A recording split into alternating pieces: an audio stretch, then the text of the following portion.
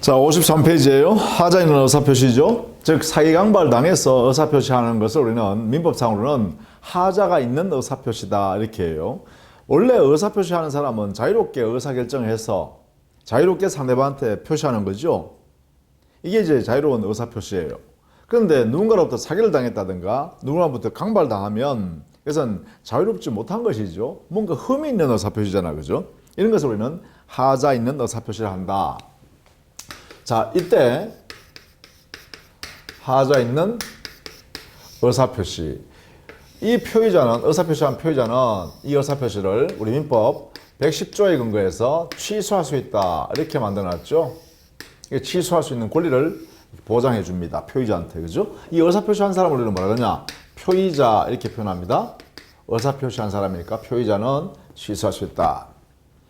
자, 여기에 우리는 사기를 친 사람, 강박을 한 사람을 우리는 사기자, 강박자로 해죠. 자, 이러한 사기자나 강박자가 표의자한테 어떤 내용으로 이루어졌을 때 그 의사표시를 하자 있는 의사표시, 곧 사기강박을 당한 의사표시를 하는가, 그 요소를 한번 정리해보면 이렇습니다.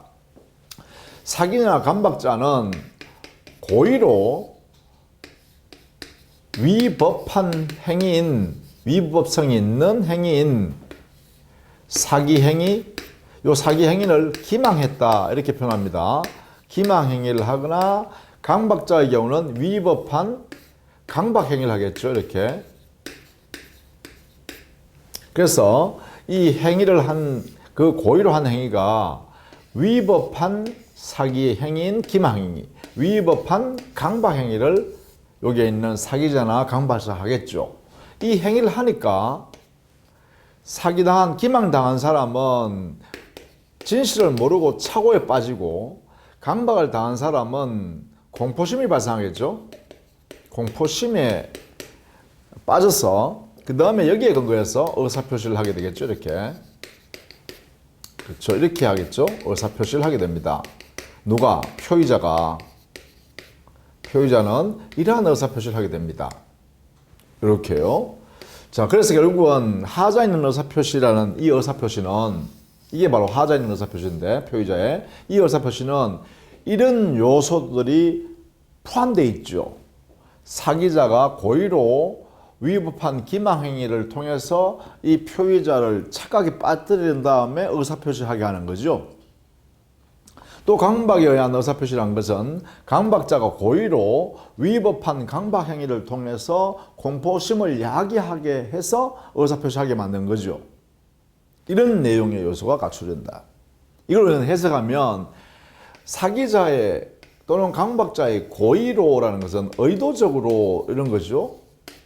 저 사람으로 하여금 진실을 모르게 하고 또는 공포심을 야기하게 한 다음에 의사표시하게 해야겠다라고 의도를 가져야 된다. 따라서 부주의해서 과실에 의한 사기, 과실에 의한 강박, 이것은 민법 110조에 의한 취소의 문제가 발생할 수가 없습니다. 이렇게 되겠죠. 반드시 고의, 즉 의도적으로 했어야 한다. 그 다음에 기망행위 또는 강박행위라는 이 행위는 종류불문입니다.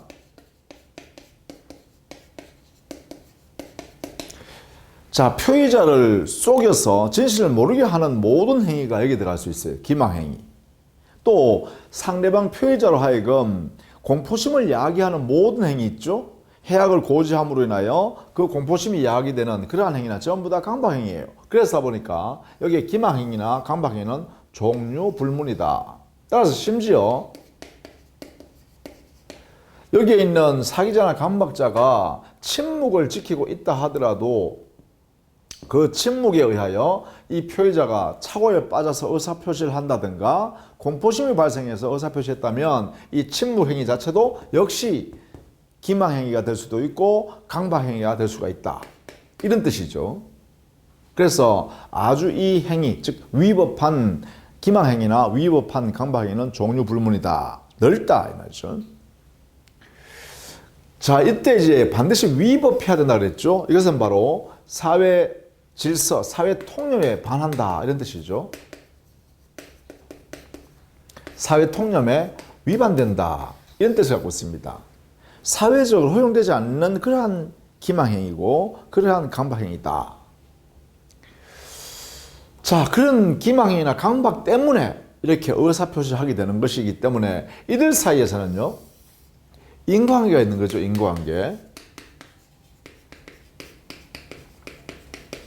자, 이것이 또 필요합니다. 인과관계가 존재한다. 그러면 여기에 기망행위 때문에 착오에 빠져서 의사표시한 거죠. 아무리 이 사람이, 즉 사기자가 예컨대 을이라 해볼까요? 을이라는 사람이 이 표의자 갑이라 해볼까요? 갑을 속였다, 기망했다 하더라도 이 갑은 그 내용을, 저 사람이 나를 속이는구나를 알고서 자기가 의사표시한다면 이때는 착오에 빠져서 의사표시한 게 아니죠. 그러니까 그때는 인과관계가 아니기 때문에 이때는 갑은 이 의사표시를 취소할 수 없습니다. 또 마찬가지입니다. 저기 을이 강박자인데 공포심을 야기하려고 해악을 고지하면서 겁을 줬습니다. 그럼에도 불구하고 이 갑은 그 정도는 겁이 안 난다, 공포심이 안 생긴다라고 하면, 그래 안 생기는 상태에서 의사표시였다면 이 역시 강박에 의한 의사표시가 아니다 이렇게 해야겠죠. 물론 그죠. 그럴 때는 인과관계가 존재하지 않기 때문에 취소 문제가 생기지 않는다 이렇게 하는 것이죠. 그럼 결국은 이와 같은 결론이 생긴다. 첫 번째 요건으로서는 고의행위가 있어야 되고, 두 번째는 기망행위나 또는 강박행위가 있어야 되는데 이것이 위법해야 한다. 세 번째, 그죠? 그리고 착오에서 의사표시를 하여야겠죠. 네 번째, 공포심에 의해서 의사표시해야겠죠. 즉 의사표시가 존재해야 됩니다. 그런데 이런 관계는 이러한 기망행위에 의해서 의사표시했고 강박행위 때문에 의사표시했다라는 인과관계가 있어야겠죠. 이 다섯 가지 요소를 갖추었을 때 드디어 이 의사표시는 하자 있는 의사표시로서 이때 표의자, 여기 갑이라면 표의자 갑은 취소할 수 있다 이렇게 되겠죠. 자, 이것이 이제 53페이지 이하에 정리되어 있습니다. 거기 요건을 한번 볼까요? 53페이지 요건. 동그라미 1번 고의가 있어야 한다. 동그라미 2번 기망행위가 있어야 되죠. 동그라미 3번 위법해야 합니다. 자, 위법한 기망행위 중에서요,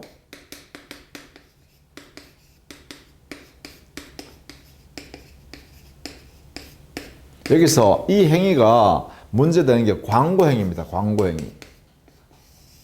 이 광고는 원칙적으로 일반적인 광고의 경우는 다소 과장이 있다 하더라도, 다소의 허위가 있다 하더라도 이 광고 행위는 위법하지가 않다 이렇게 해서 하는 거죠. 따라서 이거는 취소 문제가 발생할 수가 없습니다. 그런데 다만 예외적으로 우리 판례가 있죠. 판례. 그 대표적인 게 뭐냐 하면 바로 백화점의 변칙 세일 광고입니다.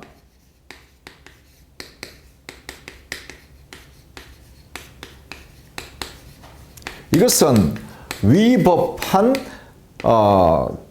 기망행위가 인정된다 해서 취소할 수 있다 이렇게 했죠.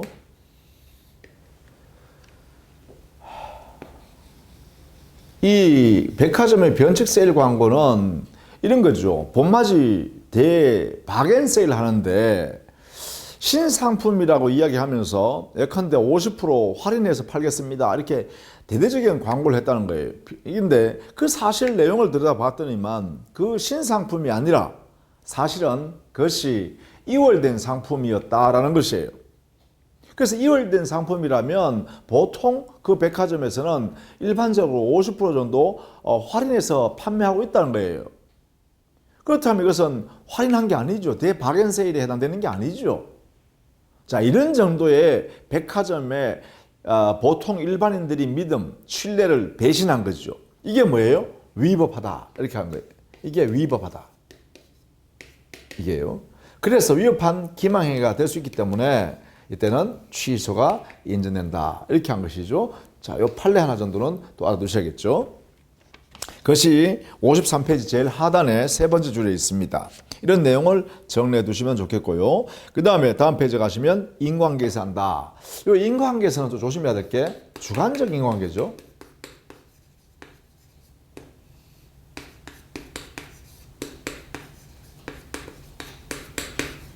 인과관계가 존재해야 된다라고 할 때 이 인과관계는 주관적인 것이다. 이 주관적이란 말은 표의자 개인을 기준으로 해서 판단한다는 것이죠. 개인, 즉 표의자 중심으로 판단한다라는 것이에요. 표의자 입장에서 판단한다. 그래서 보통 사람을 기준으로 판단하는 게 아니라 이 표의자는 워낙 순수한 사람이라서 보통 일반인 경우에는 저런 정도의 속임수에 안 넘어가지만 이 사람은, 즉 표의자 이 사람은 너무나 순박한 사람이라서 속았다. 그래서 의사표시했다라고 하면 이것은 인과관계에 있는 것이다. 이렇게 해석하는 것이죠. 강박도 마찬가지예요. 보통 일반인이라면 저 정도의 강박 행위에는 공포심이 생기지 않는다. 그런데 이 갑이라는 사람은 워낙 나약한 사람이라 보니까 저 정도의 그냥 강박 행위에 겁이 나서 의사표시했더라. 그럼 이것은 인과관계에 있는 것이다. 이렇게 해석한다는 것이죠. 이걸 우리는 주관적 인과관계라 한다. 강박도 똑같습니다. 54페이지에 보시면 요건, 동그라미 1번 고의가 있어야 되죠. 동그라미 2번 강박행위가 있어야 되고, 그 다음에 세 번째 위협한해야 되고, 네 번째 인과관계에 있어야 한다. 여기 다섯 번째 의사표시가 존재해야 되는 것은 생략했죠. 당연하니까요. 일단 하자에는 의사표시가 존재해야 되는 거 아닙니까? 자, 이때 우리는 효과는 이게 요건이죠. 이게 요건입니다. 하자에 있는 의사표시가 되기 위한 요건이죠. 효과는 물론 이러한 요건을 가졌을 때 우리는 표의자는 취소할 수 있다. 이렇게 돼 있죠. 110조 취소권을 인정합니다. 자, 이때 이 110조는 강행법규로 해석합니다. 이거 꼭 알아두셔야 돼요. 따라서 사전에 당사자끼리 계약을 하면서 내가 설령 당신을 속였더라도 당신은 취소를 미리 포기해라. 이런 약정하는 것은 무효예요. 강행법규 위반이기 때문에. 자, 이렇게 110조 자체는 개인의 의사결정의 자유를 보호하기 위해서 만든 것이기 때문에 강행법규다. 이렇게 해석하는 겁니다. 그래서 이것도 꼭 알아두시기 바랍니다. 110조 취소할 수 있다라고 규정되어 있지만 이것은 강행규정이다. 이렇게요.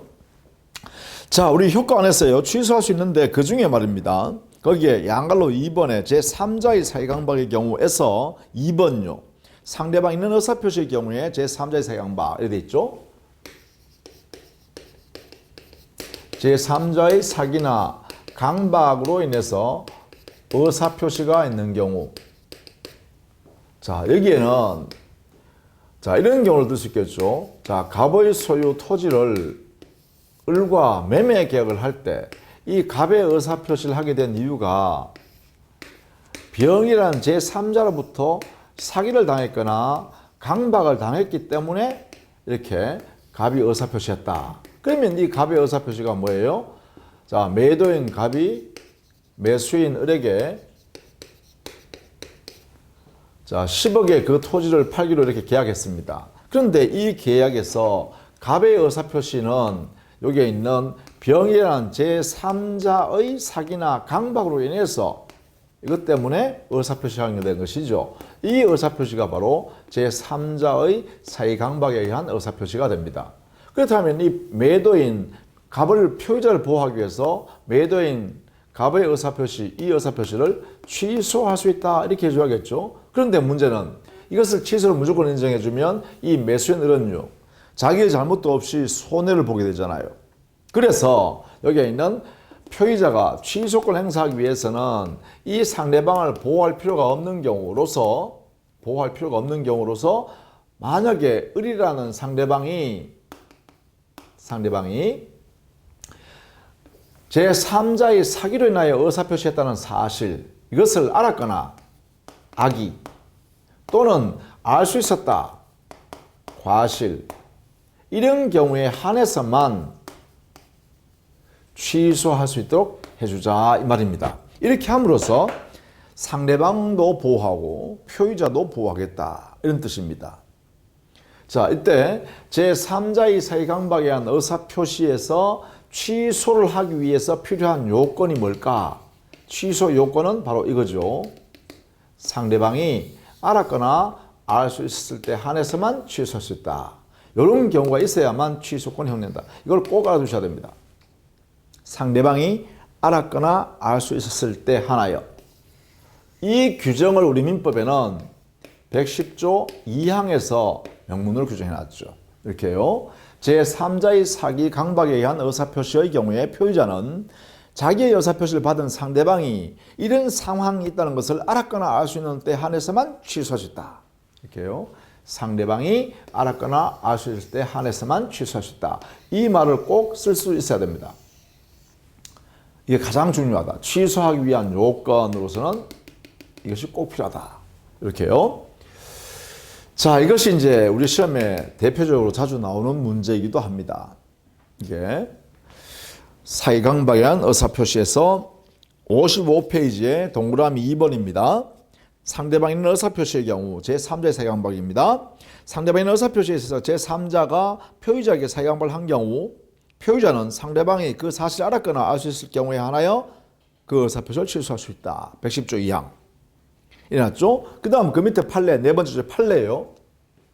이 제3자라는 사람이 대리인에 해당하면 이때는 이 대리인은 사기나 강박행위는 이걸 알아두셔야 돼요. 대리인의 사기 강박행위는 누구의 사기 강박이냐? 대리인한테 대리권을 수여한 본인 있죠. 본인의 사기 강박과 동일시합니다. 와 일치된다라고 보는 거예요. 이렇게. 이걸 뭐라 하냐면 대리인은 본인과 동일시한다 이렇게 합니다. 자, 그래서 우리는 판례가 대리인의 사기 강박인 경우입니다. 대리인의 사기 강박. 여기는 대리인은 본인과 동일시한다.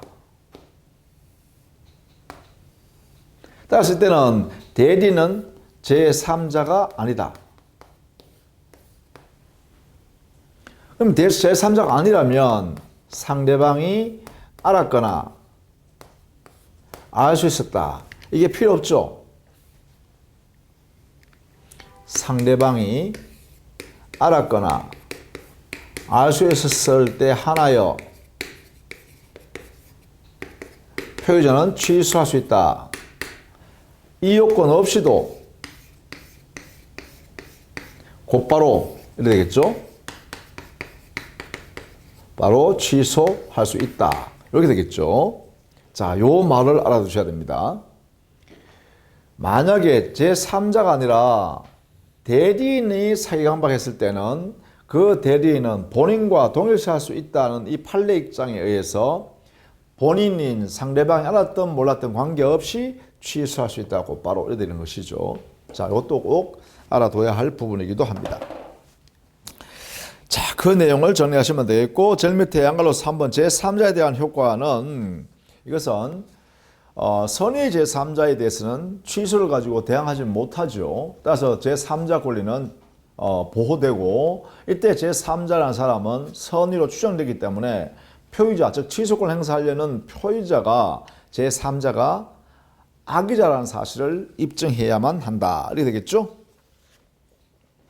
자, 56페이지에요. 동그라미 5번에 관련 문제 있죠. 이 관련 문제는 다른 제도와 경합을 인정합니다. 따라서 선택적으로 권리를 행사하면 되겠죠. 예컨대 양가로 1번 담보책임과 사기가 경합했다. 이 말은 매도인이 매수인을 속였는데 그 매수인이 그 매매 목적물에 또는 권리에 하자가 있음을 모르고 샀다고 하면 이 매수인은 사기를 당한 의사표시니까 취소하는 것도 가능하고 동시에 매도인의 하자 담보 책임을 물을 수 있다. 이렇게 되겠죠.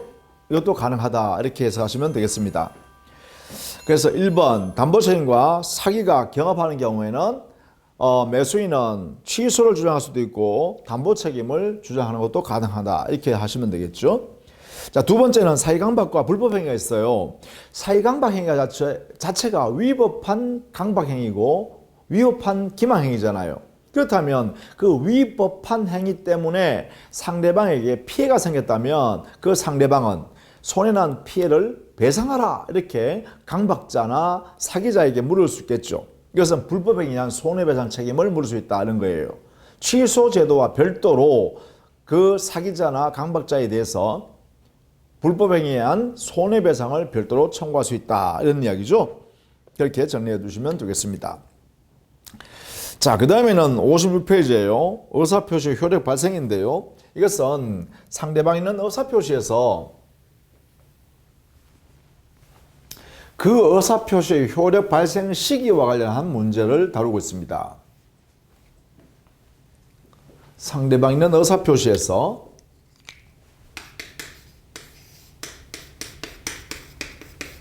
이 의사표시가 언제 이 상대방한테 효력이 발생하냐? 효력의 발생 시기에 관한 것이죠. 이 상대방에게 언제 효력이 발생하냐 이 말이죠.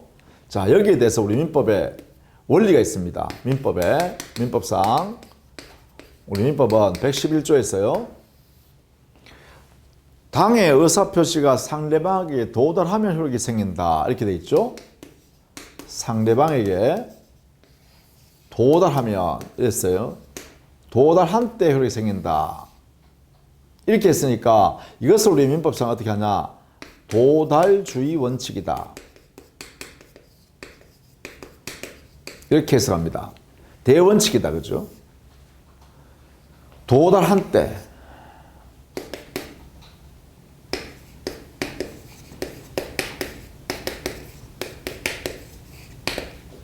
이게 우리 민법의 대원칙이다.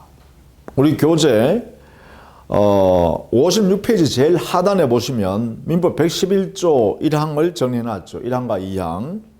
거기에 보시면 1항 상대방이는 의사표시는 그 통지가 상대방의 도달한 때로부터 효력이 생긴다 이랬죠.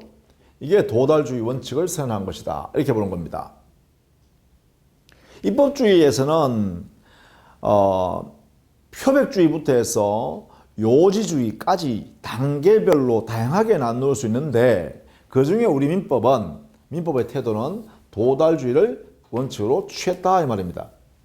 자, 그러면 여기서 도달의 의미만 알면 되겠죠. 도달의 의미. 이게 뭘까?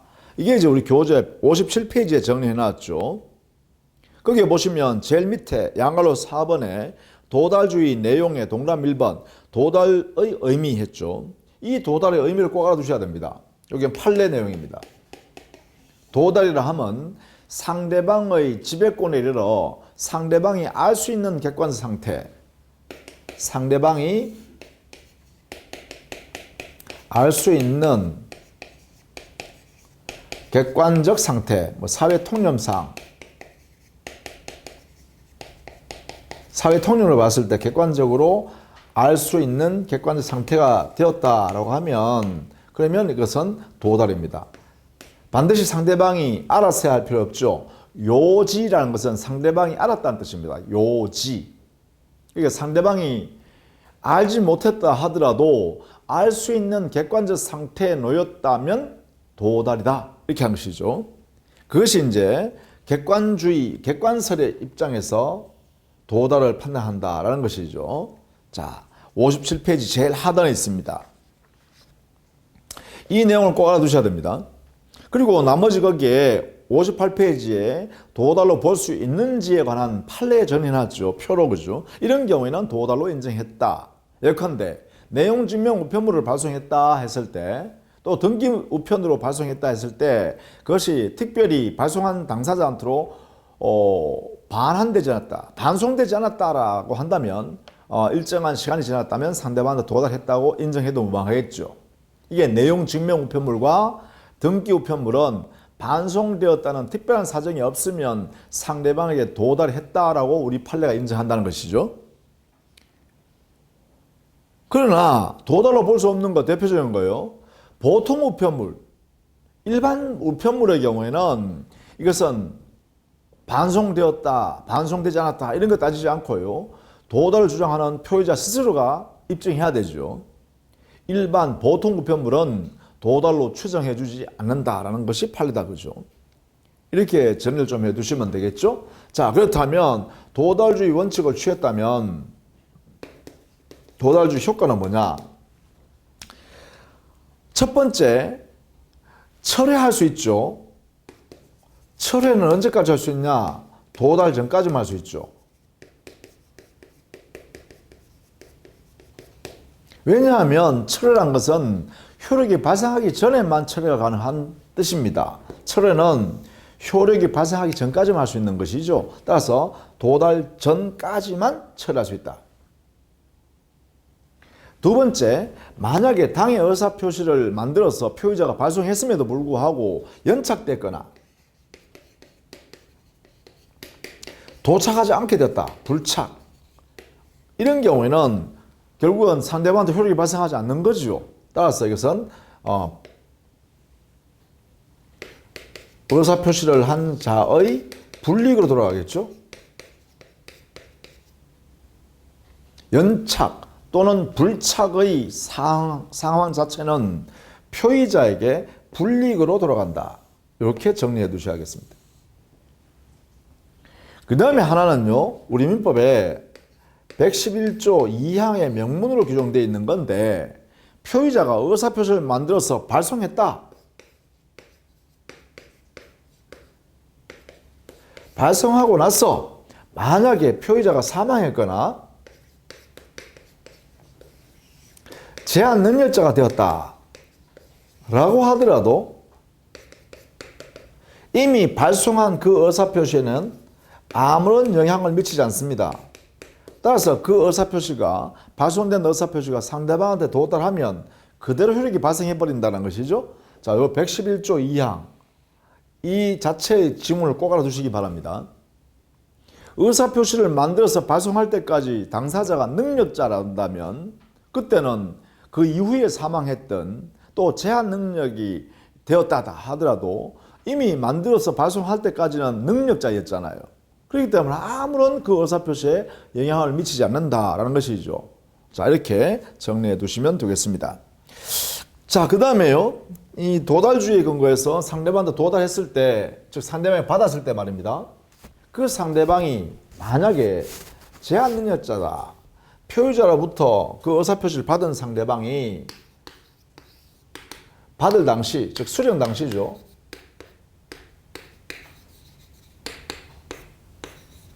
당시에 제한 능력자가 되어 있다. 이렇게요. 상대방이 수령할 때 보니까 그 상대방이 제한 능력자가 되어 있더라. 예컨대 피성년 후견이나 피한정 후견으로 법원에부터 이렇게 심판을 받아가 제한 능력자가 되어 있더라. 이럴 때는 의사표시한 이 표의자는요, 자신이 의사표시예요. 이것을 가지고 대항할 수 없습니다. 대항할 수 없다는 말은 이 의사표시 효력 발생을 주장할 수 없다는 것이죠. 이게 불가능합니다. 다만 대항하지 못한다라고 되어 있기 때문에 이것은 이 상대방 스스로, 제한 능력자 스스로는 여기서는 도달을 인정하는 것은 무방합니다. 즉 효력 발생을 인정하는 것은 가능하다 이 말이죠. 이건 가능하다, 무방하다 이렇게 해석합니다. 이게 바로 대항하지 못한다의 뜻이죠. 이렇게 이 표의자 스스로는 주장을 못하지만 그러나 상대방 입장에서는 야 도달했으니까 야 표의자 너는 이거 의사표시 철회 못한다 이렇게 주장할 수 있다는 것이죠. 이렇게 해석할 수 있어야 됩니다. 자, 이때 이 제한 능력자의 경우에는 여기는 법정 대리인이 존재하죠. 자, 이 법정 대리인은 이 제한 능력자를 도와주는 당사자이죠. 따라서 법정 대리인이 만약에 도달을 안 때부터는 자, 이렇게 해야 되겠죠. 이런 경우에는 이 표의자가요, 자기의 의사표시여서 표의자가 주장할 수 있어야겠죠. 표의자는 주장할 수가 있습니다. 이렇게 되겠죠. 자, 자기 의사표시 주장할 수 있으니까 의사표시 효력이 발생을 주장할 수 있다. 이렇게 되겠죠. 다만 이것은 장래효입니다. 장래효란 말은 안 후부터 이때부터 효력을 발생했다. 이 효력 발생을 주장하는 거죠. 이 의미는 바로 이런 뜻입니다. 도달을 안 이때부터는 효력이 발생했다고 주장할 수 있다. 이런 면에서 장래효가 되겠다라는 것입니다. 자, 이게 뭐냐? 우리 민법상의 수령 무능력자 제도라고 합니다. 자, 우리 민법상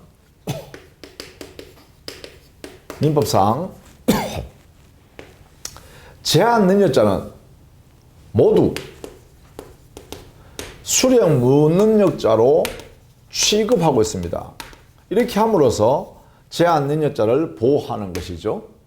이게 우리 민법의 태도이다. 이렇게 정리하면 돼요. 민법상 제한 능력자는 모두 수령 무능력자로 취급하고 있다. 이렇게 정리를 좀 해두시면 좋겠다. 제한 능력자는 전부 수령 무능력자로 취급하고 있다. 왜냐하면 표의자가 자신의 의사표시를 받을 당시에 제한 능력자일 때라면 자기가 의사표시해서 너가 받았잖아. 도달했으니까 내 의사표시 효력이 발생했다라는 주장을 아예 못하게 놨다기 때문에 못하게 놨어요. 그래서 제한 능력자를 수령 무능력자 취급해서 보호하고 있다. 이때 수령 무능력자라는 의미는 뭐냐? 당의 의사표시를 받았다 하더라도 그 의미를 이해할 수 없는 사람이다 라고 해서 그 사람을 보호하는 것이 우리 민법의 태도다 이 말이죠. 자, 그 다음에는요, 만약에 이 피해자가 상대방이 누군지 알 수 없는 잘못이 없어요. 무과실로, 과실 없는 상태에서 상대방 자체를 알 수 없거나 또 표의자의 잘못 없이 상대방의 소재를 알 수 없는 경우요.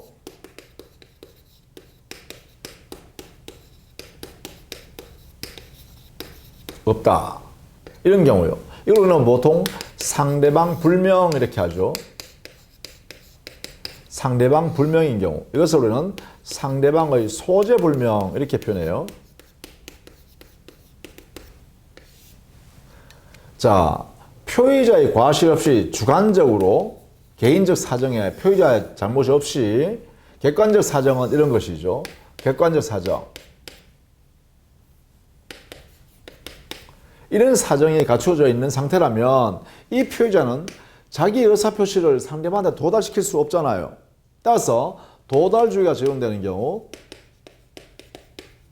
적용되는 하에서는 이 표의자는 자기 의사표시를 상대방한테 도달시켜야 되는데 도달시킬 방법이 없죠. 이런 상태라면. 그래서 이때는 법원을 통해서 공시송달을 청구할 수 있죠. 법원에다가 청구해서 공시송달 제도를 이용할 수 있다. 이런 이야기입니다. 자, 이런 요건, 즉 첫 번째 주관적 요건으로서는 표의자한테 과실 없이, 두 번째 요건에서는 객관적으로 상대방을 알 수 없거나 상대방 소재를 알 수 없는 경우, 이런 요건을 갖추었을 때 1번과 2번 이를 갖추었을 때 드디어 이 표의자는 법원에다가 청구하면 됩니다. 공시송달을 해달라고 공공연하게 볼 수 있는 상태를 만들어 놓은 다음에 판사님이 그 다음에 나의 의사표시를 상대방한테 도달시켰던 걸로 간주해달라 이렇게 청구하는 거죠. 이걸 우리는 공시송달 제도라 한다. 이런 요건에 있어 그러면 법원은 이 요건을 갖추면 1번과 2번을 요건을 갖추면 어떻게 돼요? 법원이 게시장에 게시를 명령하거나 또는 관보나 또는 일간신문에 공고를 명하게 되고 이때부터 게시 공고한 날로부터 만약에 2주가 경과하게 되면 도달로 인정해 버립니다. 배달된 걸로 송달된 걸로 간주하는 효력이 발생해 버리죠. 도달로 간주하게 된다. 이렇게 만들어놨죠. 그래서 공시송달의 효과는 이거죠. 게시 공고한 날로부터 2주 14일이 경과하면 도달된 걸로 간주해 버립니다. 다만 외국에서 하면 외국서는 2개월 후가 되면 도달로 간주하죠. 이렇게. 자, 이런 내용으로 공시송달 제도를 활용할 수도 있다는 것이죠. 즉 상대방을 알 수 없거나 또는 상대방의 소재를 알 수 없는 때 공시송달의 이러한 제도를 이용하면 된다는 것이죠. 자, 이것이 우리는 59페이지 제일 하단에 이렇게 되어 있습니다. 자, 이렇게 해서 우리는 의사표시에 관한 문제에 의사표시가 불일치하는 경우에 의사표시를 3가지로 공부했고, 의사표시가 일치하더라도 사이강박이라는 하자 있는 의사표시에 관해서 1가지를 같이 공부했죠. 그래서 4가지의 우리 민법 조문을 정리했고 그에 각각 효과를 부여했습니다. 그 다음에는 상대방의 의사표시 효력 발생 시기에 관해서 도달주의 중심으로서 정리했고, 다만 우리 교재에 보시면 예외적으로 민법 조문상에 발신주의를 만들어 놓은 예외를 거기에 정리해 놨으니까 그것은 암기해 주시면 좋겠습니다. 자, 다음 시간에는요, 법령이 대리에 관한 내용을 정리하도록 하겠습니다. 수고했습니다.